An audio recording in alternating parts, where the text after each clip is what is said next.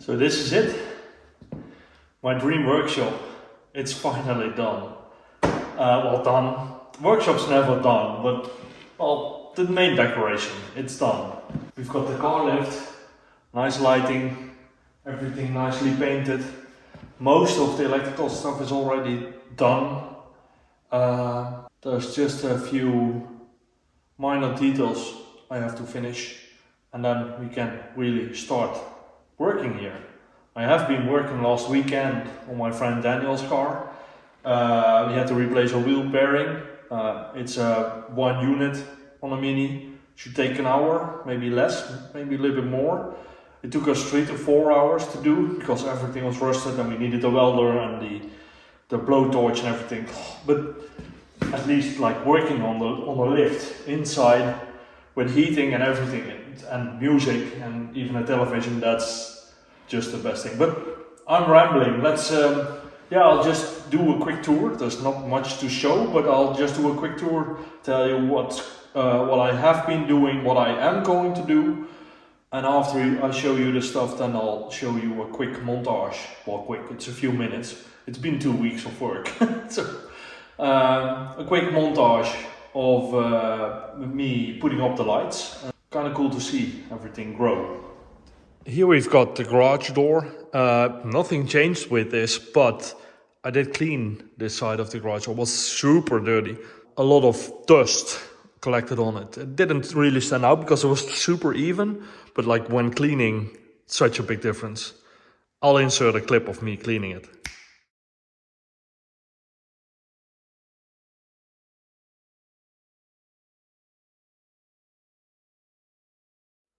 Here we have the new rolling cabinet / workbench, whatever, with all the tools. They are now still like super unorganized, just thrown in the drawers. But I am working on these nice inlays. So all the proper tools will be here. I'm still doubting if I should put up like a board with tools hanging that I use often, like hammers or maybe the power tools that are here. I'm not sure yet. I like it when everything's clean and it makes me keep everything clean. Not sure yet, but the tools will go here and the box will be painted one day black together with, well, these are already, those are new, black and gray. That's the color scheme I'm going for, if you didn't already notice. But these ones are from the old workshop, just messy, and they are also going to be painted black. So the blue one, the gray ones, everything that's not already black will be painted black and reorganized a little bit. They're now just thrown in the order that they came in to the workshop. Lathe is set up. It's leveled now. It's super level. Leveled it with like a proper machinist level. Started cleaning already. This side's already a little bit clean. But I have to do the bed and everything and nicely grease everything so the machine's ready to use. And I'll probably put up a little bit better arm for the digital readout, because this was a quick mock setup while using it in the workshop container. Workbench stays as it is. We'll get a new paint job, green like the machine. The lathe is no, not the lathe. The Bridgeport is here.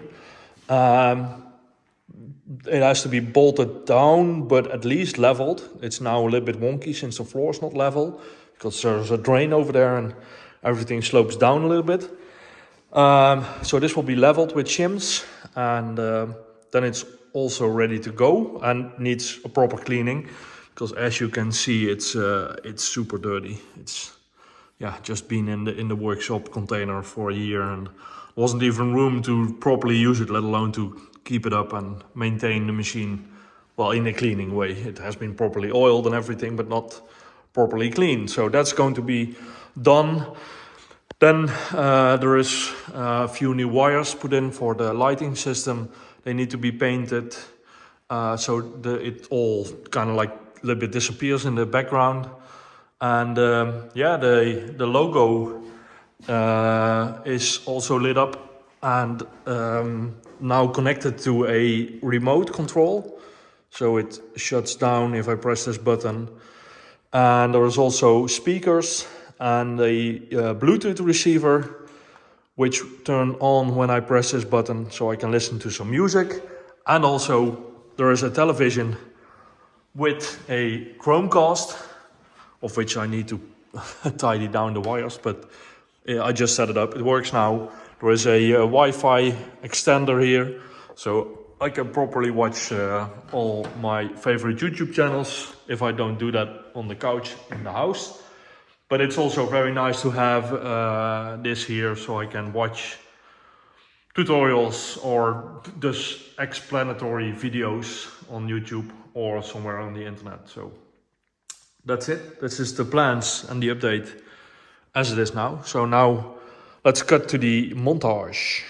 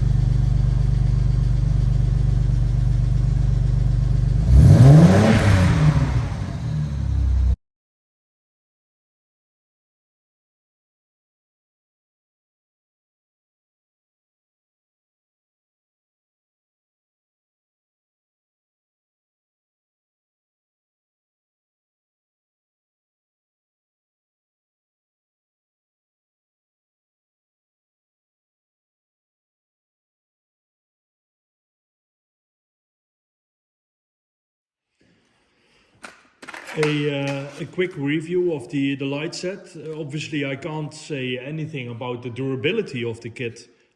I am able to tell something about the ease of install and the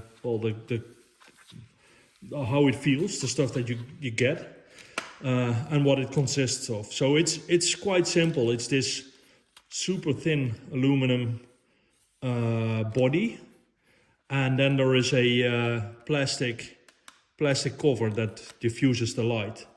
It's quite thin and sometimes it pops out, but overall it stays in place quite well.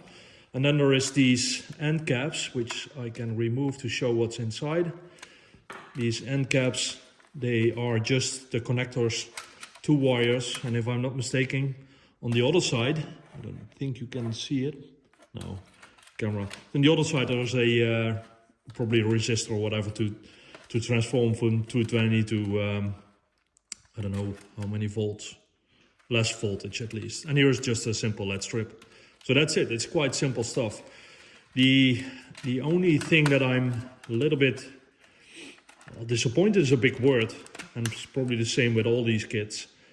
But the thing is that, so you have these connectors and they connect in place like this, and there is this latch here and a small hole, and if you slide them in, they connect together, so it keeps it in place and it doesn't slide out, so you can like put it up on the ceiling as a hole, and it's quite sturdy. So if it's in place, it stays in place. That's nice. The only downside is like if you make a mistake, and I can guarantee you will make mistakes when putting it up, it's hard to get them apart. It is quite easy when you have them in your hand, but when they're mounted to the ceiling, they're quite flush with the ceiling. You can't get a screwdriver in between, so you have to like unscrew it from the roof and do it again. But the thing I found which makes it easiest is just to put a very tiny flathead screwdriver inside and then just push.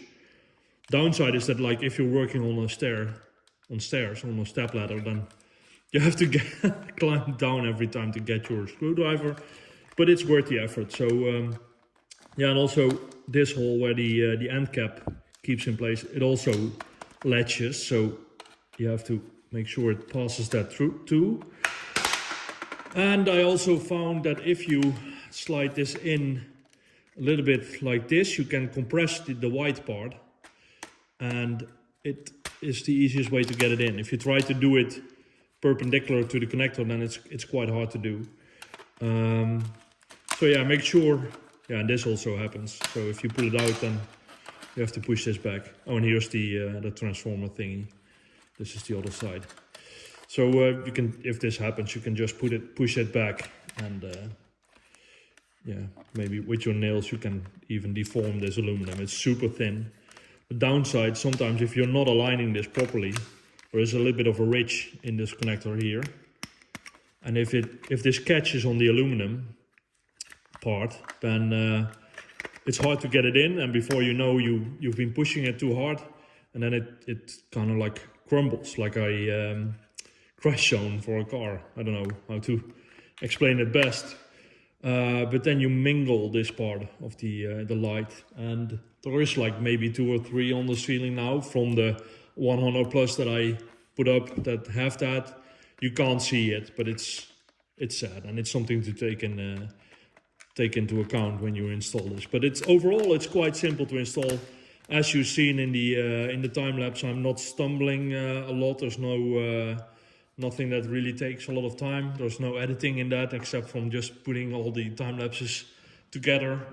And yeah, I'm quite happy with this the result. The kit is it's obviously from China, but yeah, they give quite a good guarantee. I think it's 2 years. It says on the website.